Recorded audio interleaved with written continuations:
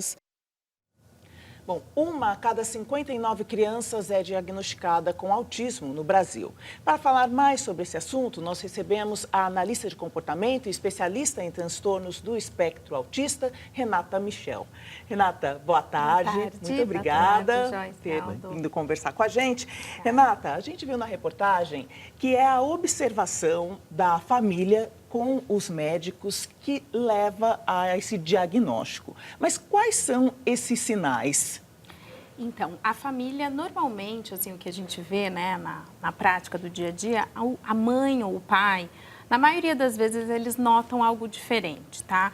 É muito comum quando eles já têm um outro filho, porque daí eles comparam esse desenvolvimento, né? E como o doutor disse, é sim o neuropediatra e o psiquiatra infantil, se for uma criança, que vai fechar esse diagnóstico. Mas é muito importante a gente se atentar ao papel do pediatra, porque o pediatra é o médico que acompanha a criança desde o nascimento. Então, é para quem essa mãe ou esse pai, né, vai narrar essa dúvida. Então, olha, eu estou notando alguma coisa, meu outro filho nessa idade já brincava mais, olhava quando eu chamava pelo nome, ele olhava para mim. Ou até mesmo um brincar compartilhado, né? Como eu falei, não é só um brincar, pegar o brinquedo e segurar, mas entregar para a mãe.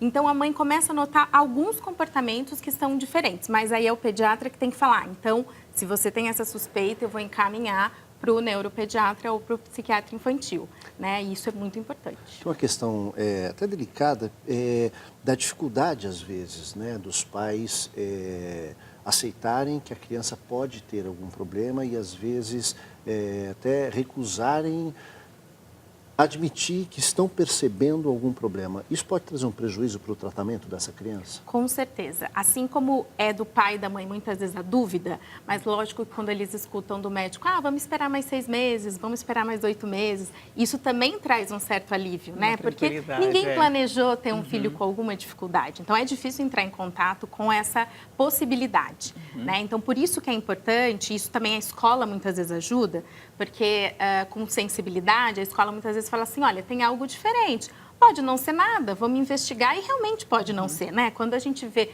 fala em bebês com suspeita, a gente não está falando em diagnóstico, a gente está falando de rastreamento, que é algo muito mais amplo. Existe uma diferença de comportamento que pode vir a se confirmar como um diagnóstico leve, inclusive, né? Que, se bem tratado, no futuro pode nem trazer o indivíduo para a sociedade com pouquíssimas diferenças comportamentais comparado a indivíduos típicos, mas se não tratados, ou seja, se realmente o médico não encaminhar ou essa família for recebida pela comunidade de uma maneira geral, o médico, a escola, não com tanta empatia e que for criando essas barreiras, isso pode dificultar muito o diagnóstico e, consequentemente, o tratamento e o desenvolvimento desse indivíduo. Então, são diferentes graus de autismo, certo? A gente viu a moça na reportagem que só foi diagnosticada com 29 anos, por ter um grau muito leve. Exatamente. Então, existem graus, por isso que a gente chama de espectro, né? Então, existe desde o leve até o severo, né? Aquele indivíduo que tem um comprometimento maior. Muitas vezes, quando a gente fala de autismo, isso vem se quebrando nos últimos anos.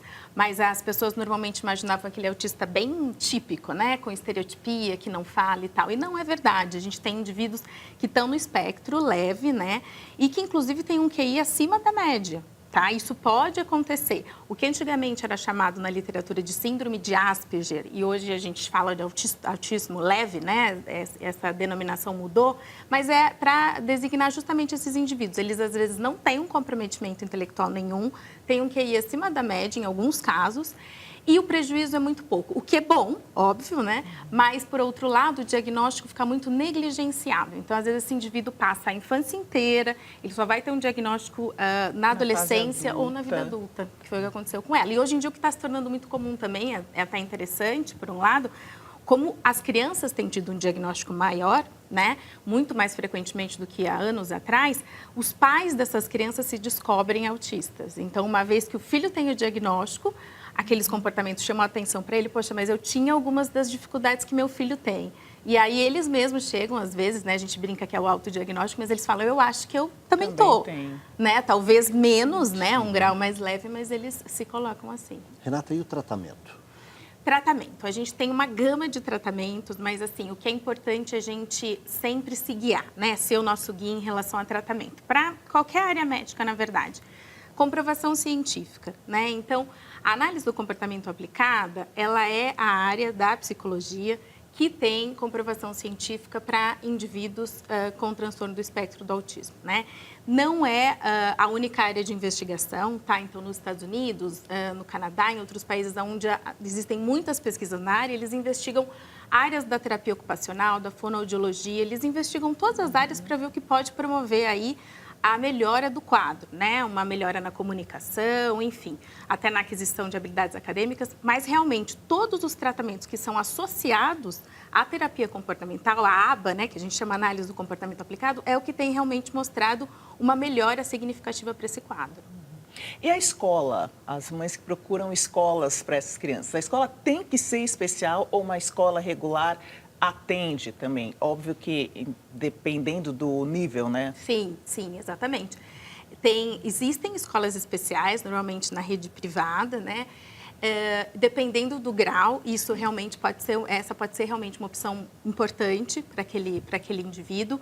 Mas, assim, é importante que as famílias saibam que eles têm direito à inclusão em escola regular, né? Que está sendo feito, inclusive, a moça narrou aqui na reportagem, que o filho dela conseguiu uma pessoa, que a lei fala que tem que ser um profissional especializado, para fazer a inclusão. E o quanto que ela relatou que ele melhorou, né, com essa inclusão. Eu acredito que para crianças muito pequenas, onde o prognóstico a gente ainda não tem muita certeza se vai ser um autismo leve ou não, eu acho que a inclusão em escola regular é muito importante, porque ela vai ter a oportunidade de se comportar ali no meio dos pares, né? Que são crianças típicas, na maioria das vezes. E essa troca, esse modelo de comportamentos vai ser muito importante para ela, né? Inclusive, é uma forma da nossa sociedade se tornando também mais sensível, né? A essa realidade de que realmente existe, de que realmente o número é muito grande, de que esses indivíduos são parte da nossa sociedade que a gente tem que aprender a incluir. Qual é a importância dos grupos de apoio? Eu diria que é muito importante, porque assim, os pais, a primeira etapa, como a gente falou, né, é aceitar.